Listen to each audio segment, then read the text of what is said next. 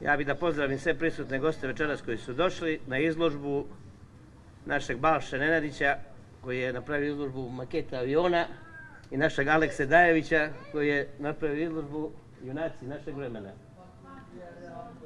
Balša je kao dijete često išao prema Starom gradu iz Gospoštine i onda je posmatrao, bila je agencija JAT i gledao je te makete. Poslije ne znam koliko, Balša 20-30 godina mu je te dječačke snove ostvario i počeo da radi makete aviona, kome je jako uspješan i priznat u regionu. Naš Dajović, kako sam čuo, upoznao sam ga prije 3 dana, ima odličnu energiju, čuo sam da je vrhunski arhitekta i kad nešto nije u redu, da se toliko ljuti. I onda nam je iz te neke priče u jednom lokalu pokazao njegove crteže, to je bilo prije 2 dana, 3, i mi smo odlučili da napravimo ovu izložbu Junaci našeg vremena.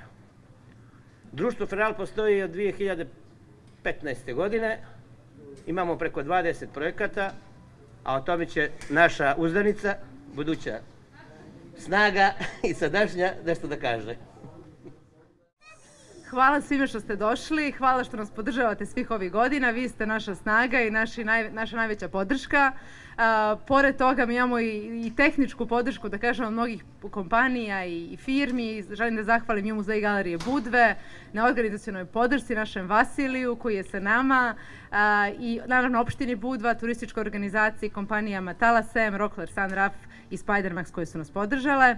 Mićko je sve rekao, postojimo od 2015. godine, od tada radimo na zaštiti i promociji budvanskog nasleđa i nastavit ćemo na tome da radimo.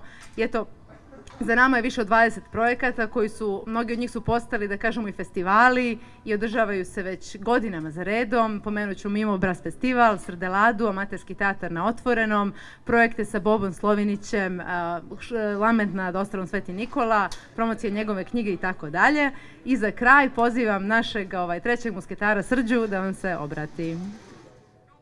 Ja bih htio, kako da kažem, iz aspekta moje struke, dakle, psihologije, psihijatrije, psihoanalize, da probam da dam neku kratku analizu koja bi mogla da bude inspirativna. Prije svega je ovo dragocjeno danas kada vidimo ljude koji dolaze iz potpuno drugačijih struka, koji se bave hobijima, koji su zapravo, možda je to i više prevaziđena riječ hobi, ali da je to jer je svaka posvećenost, pa makar i van osnovne struke, jednako vrijedna i jednako ozbiljna. Aleksa kao arhitekta i Balša kao prije profesionalni sportista, odbojkaš i odbojkaški trener.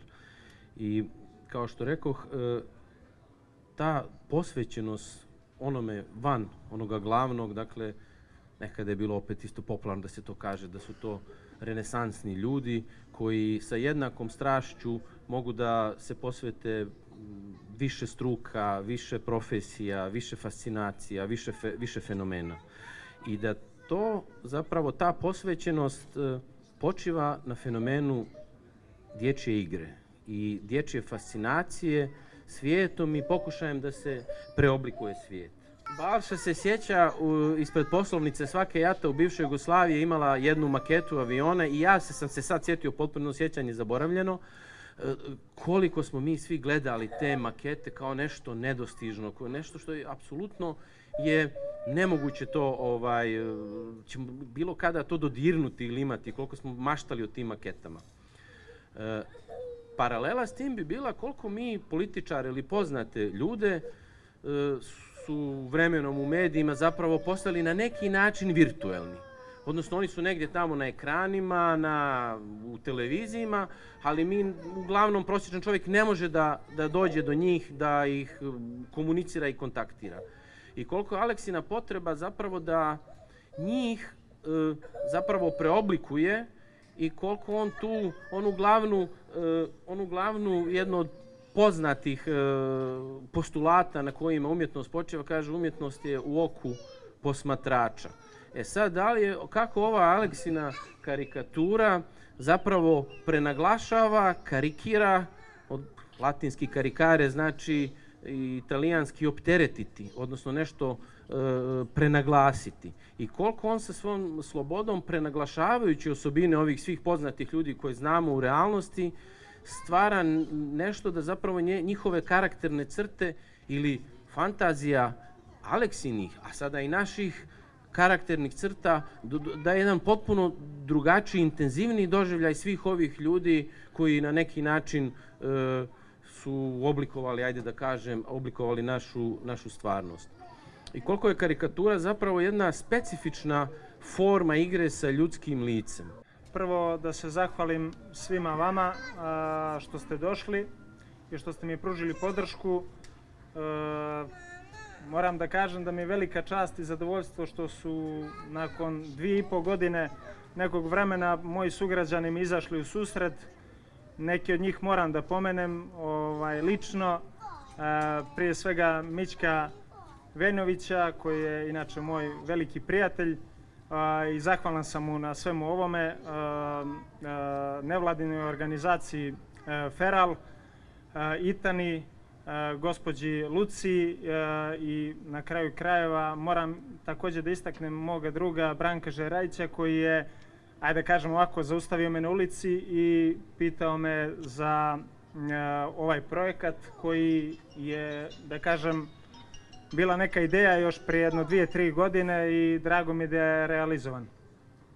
Moram da kažem također da sve ovo što vidite ovdje je neki, da kažem, put u kome sam ja vidio neki moj svijet koji se rađa iz tog nekog djetinjstva, koji je za mene bio nestvaran. Drago mi je da danas sa 36 godina sam došao do ovog projekta, da će da se širi i da, eto, ako Bog da nekom novom djetetu ulijem neku novu ovako nadu i ideju za ovakvim stvarima koji nisu inače mnogo rašireni na ovim prostorima, ali eto, opet smatram da je to nešto lijepo, tako da još jednom hvala vam svima što ste došli i velika mi je čast. Hvala veliko.